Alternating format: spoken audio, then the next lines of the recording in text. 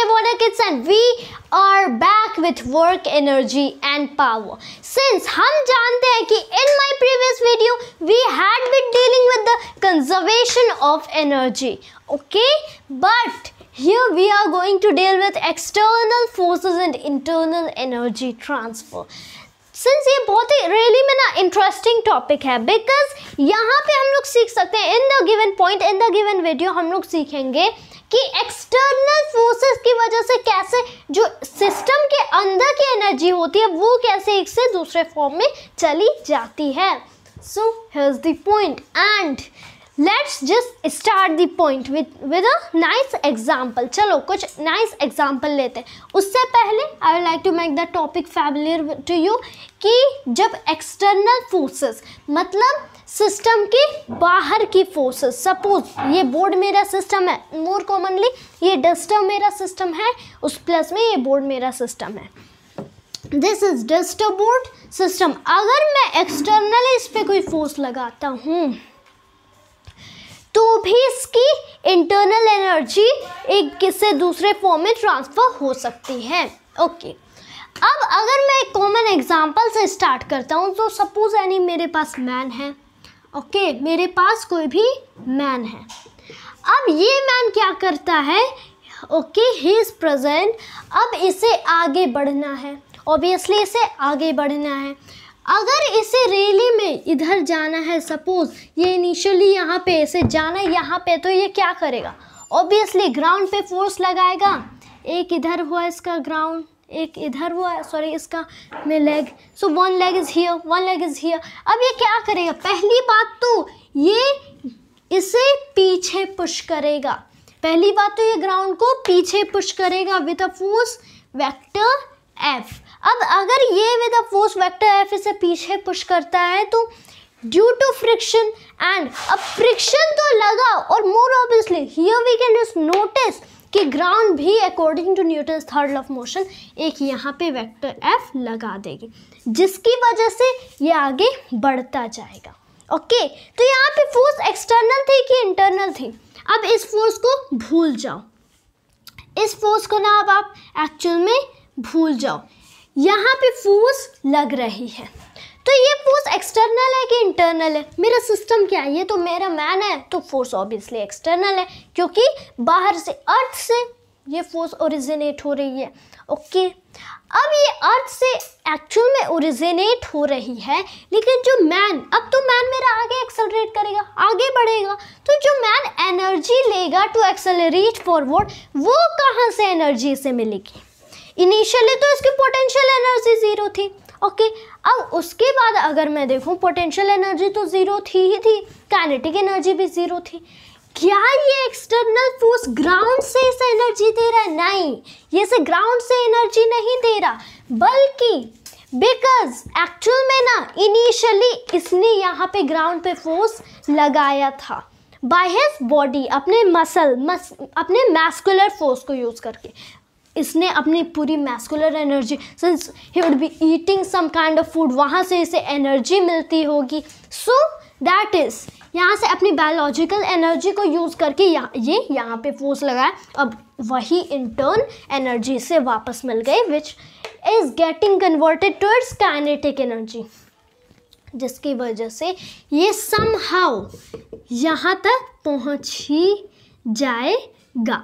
So here he will be reaching. चलो, तो यहाँ पे अगर मैं इस कॉमन एग्जांपल में देखूँ ना तो एक कॉमन बात मिलती है कि ये मेरा सिस्टम है, दिस इज माई सिस्टम, ये एक्चुअल में सिस्टम था और इस सिस्टम ने फोर्स लगाया, उसके बाद इसने यहाँ पे वेक्टर एफ सेम फोर्स लगा दिया, लेकिन इसकी काइनेटिक एनर्जी ज़ीरो थी, पोटेंशियल एनर्जी ज़ीरो थी, तो कहाँ से फोर्स, कहाँ से इतनी एनर्जी आई जो काइनेटिक में कन्वर्ट हो गई, विच फॉर्म ऑफ एनर्जी? तो अगर हम लोग देखें ये वेक्टर एफ है, वेक्टर एफ ही कोई एनर्जी प्रोवाइड करता होगा जो कि एक्सटर्नल फोर्स है. तो ये एक्सटर्नल फोर्स इस मैन की जो भी एनर्जी ये फूड से लेता है वही काइनेटिक एनर्जी में कन्वर्ट कर रहा था. So external force can really change the internal energy of any kind of system from one form to another. चलो इफ़ वी वांट तो एक और अच्छा सा एग्जांपल हम लोग ले लेते हैं। अब मैं क्या कहूँगा ना, what I will be just saying कि आप एक कार सपोज करो। Okay, this doesn't seem like a car. चलो डायग्राम को कुछ और अच्छा हम लोग रियली में बना सकते हैं। So what we need to do is, यहाँ पे आप ना एक कार सपोज कर लो। ओके, अब अगर मेरे पास यहाँ पे आई हैव अ 4 व्हीलर, यहाँ पे 4 व्हील्स हैं बिकॉज 1 व्हील इज हियर। अब this is a 2 dimensional surface, इस पर 3 डायमेंशन दिखाना बहुत मुश्किल हो जाएगा, बट दिस इज इनसाइड, ये थोड़ा अंदर है टू द बोर्ड। अब ये बाहर है, this is again inside outside. अब मेरी जो कार है इसमें कोई ना कोई इंजन तो फिट होगा ही, कोई इंजन तो फिट होगा ही, लेकिन इंजन एक्चुअल में ऐसा नहीं दिखता है, so it's better not to do anything. Okay, इसमें कोई इंजन होगा। अब सपोज करो कार फ्यूल क्यों लेता है चलने के लिए? Why does engine require fuel to go on? ये फ्यूल सच में लेता क्यों है? बिकॉज यहाँ पे तो मेरा सरफेस हो गया। इनिशियली कार को अगर आगे बढ़ना है तो ये पीछे फोर्स लगाएगा।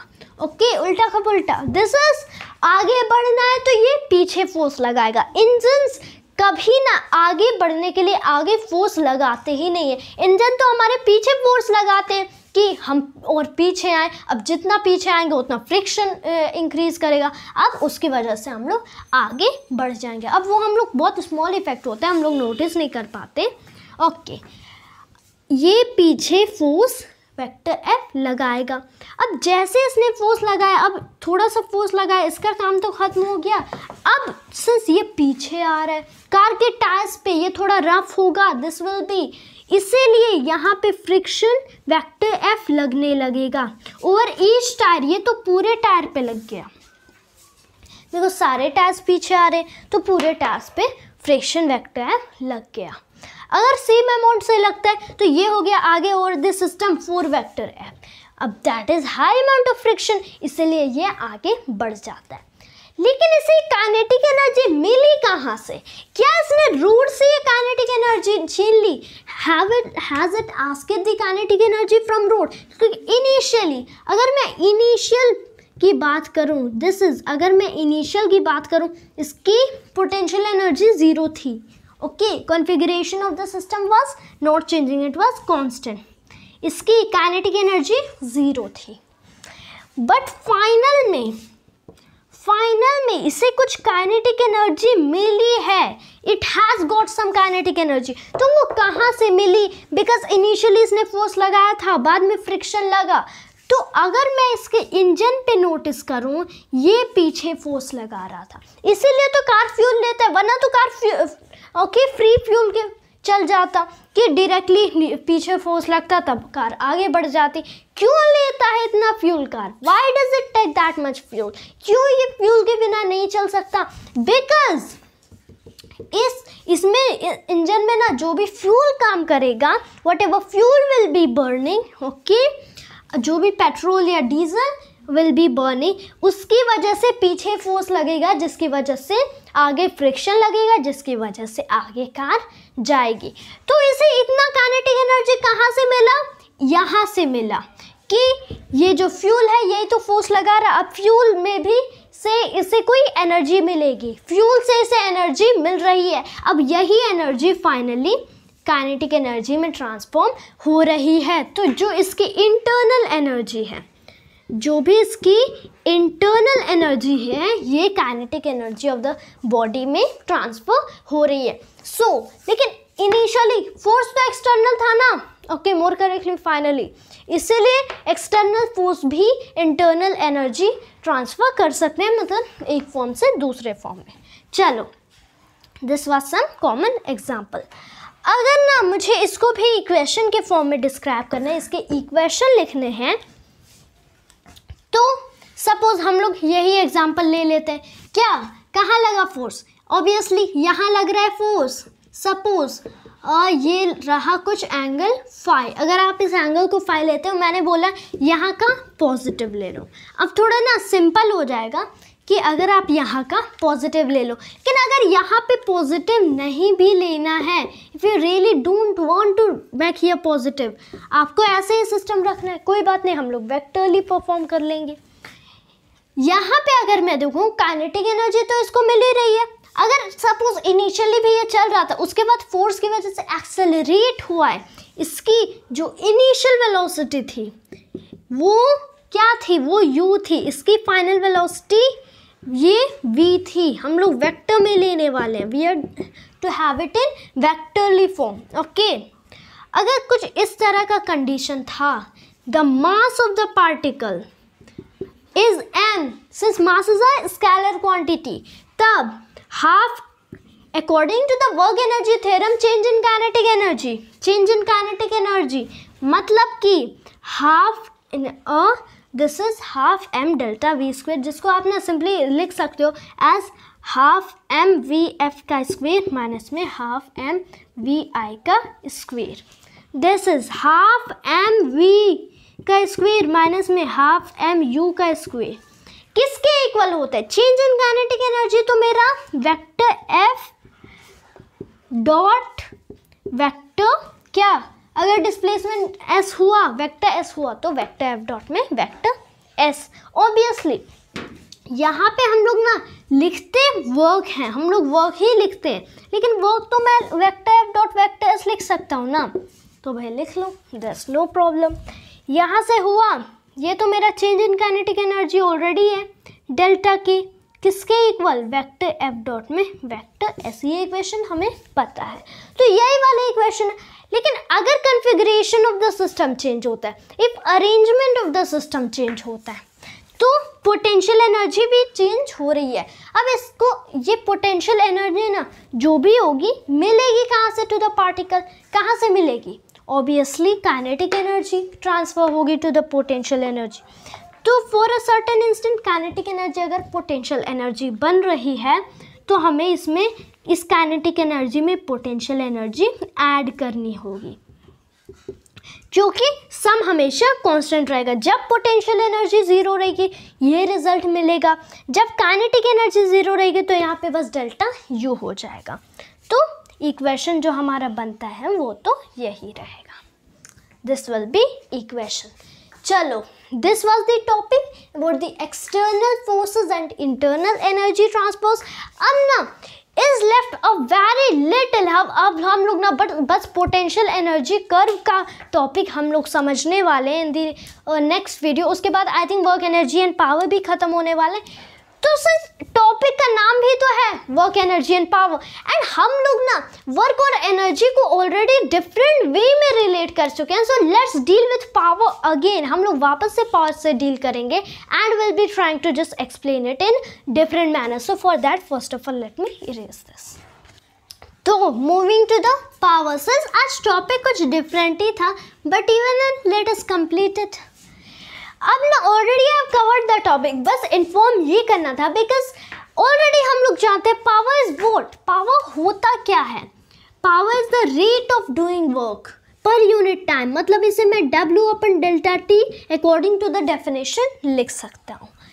लेकिन अगर मैं since this is average power, अगर मैं इसकी बात करूँ ना तो यहीं पे लिख देते हैं this is the average power, okay, rate of doing work. अब W अपन डेल्टा T लिखोगे तो ये तो हो गया एवरेज पावर। W को मैं कुछ और लिख सकता हूँ, इसको तो मैं डेल्टा E लिख सकता हूँ, ऑब्वियसली लिख सकता हूँ अगर सिस्टम इजोलेटेड नहीं है, बिकॉज अगर सिस्टम इजोलेटेड होता तो डेल्टा E ज़ीरो होता तो W ज़ीरो होता। तो एनी हाउ हम लोग इसको W को ना डेल्टा E लिख सकते हैं, ऑब्वियसली लिख सकते हैं, बिकॉज W को हम लोग डेल्टा K लिख चुके हैं, माइनस डेल्टा U लिख चुके हैं, even delta K plus delta U मतलब E mechanical, delta E mechanical लिख चुके हैं।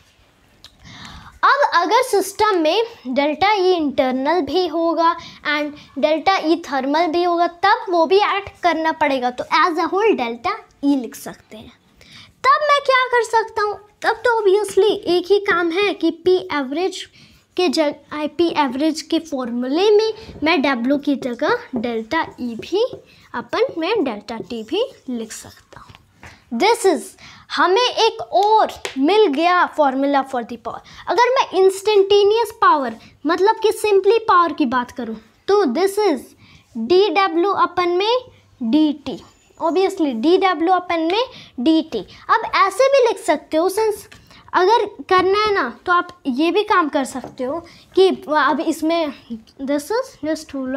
मैं क्या बोलूँगा, आप ना एवरेज पावर कैसे लिखते हो, एवरेज पावर आप लिखते हो w अपन में delta t, this is delta E upon में delta t as we have just derived. अगर मुझे पावर एट एन इंस्टेंट चाहिए, रियली में चाहिए, if I want power at an instant, instant के लिए मुझे लिमिट लगाना ही पड़ेगा। दैट विल हेल्प अस कि ये इनफाइनाइट, ये रिजल्ट इनफाइनाइट तक नहीं जाए। This result won't go till the infinite, until the infinite या फिर to the infinite. Because instant का मतलब क्या, change in time interval zero होगा, टाइम इंटरवल जीरो नहीं होगा, change in time interval zero होगा। तब मुझे ऑब्वियसली, तब तो अगर ये डेल्टा टी ज़ीरो हो जाएगा तब ये रिजल्ट इनफाइनाइट तक जाएगा, which I have to prevent with. तो इसीलिए मैंने लिमिट लगा दिया कि delta T tends to zero. तब ये बना ऑब्वियसली डेल्टा ई बना, डेल्टा ई ये तो एज इट इज़ अभी रहेगा अपन में डेल्टा टी, जिसको अब आप लिख सकते हो। लेकिन डेल्टा टी ज़ीरो टेंड कर रहा है, मतलब इतना छोटा हो रहा है कि आपको इस पूरे टाइम इंटरवल का एक छोटा सा हिस्सा लेना पड़ेगा, जिसको आप नाम दे दो एज डी टी। ओके, और जैसे ही डेल्टा टी छोटा हुआ तो डेल्टा ई भी तो छोटा होगा, ऑब्वियसली छोटा होगा, तो ये भी बन गया डी ई। बिकॉज अगर बड़े अमाउंट ऑफ टाइम में बड़ा एनर्जी ट्रांसफ़र हो रहा है तो वैसे छोटे अमाउंट ऑफ टाइम में छोटा एनर्जी ट्रांसफ़र होगा। जैसे for a common example, suppose मैं क्या लूँ, F G equals gravitational force, आपने अभी तक पढ़ा ही होगा। इफ़ नॉट स्टडीड, अगर नहीं भी पढ़ा है तो मैं दूसरा एग्जाम्पल ले लेता हूँ, एफ इक्वल्स एम ए। अगर मुझे एक्सेलरेशन ऑफ द पार्टिकल बढ़ाना है तो मुझे फोर्स भी बढ़ाना होगा, अगर फोर्स बढ़ेगा तो एक्सेलरेशन भी बढ़ेगा। वैसे ही ये छोटा हो रहा है तो ये भी होगा। अब इसीलिए डेल्टा ई का भी आपको छोटा सा हिस्सा लेना पड़ेगा, which will be just referred as D E.